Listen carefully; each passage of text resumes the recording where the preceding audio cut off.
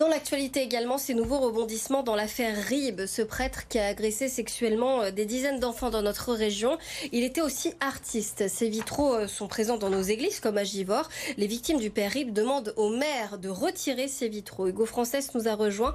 Hugo Mohamed Boudjelaba, le maire de Givors, avait écrit au pape et il a eu une réponse. Oui, voilà, il lui avait écrit au printemps dernier et donc il a eu une réponse qui était très attendue, évidemment par lui-même, mais aussi par les victimes. Pour rappel, le père Ribes, c'est celui qu'on surnommait le Picasso des églises et qui a depuis donc été reconnu comme pédocriminel par l'église catholique. Ces vitraux sont retirés petit à petit, donc sauf à Givors où il en reste 2 dans une chapelle désacralisée. Le maire donc refuse de les retirer. Il considère qu'il faut dissocier d'une part l'œuvre de l'artiste et que le retrait serait vain sans des soins apportés aux victimes. Et donc c'est pour ça qu'il avait écrit au pape. Et donc on a appris aujourd'hui que le pape lui avait répondu. Le maire n'a pas divulgué donc le contenu de sa réponse. Et donc les victimes s'interrogent, se demandent ce que le maire a à cacher. Écoutez.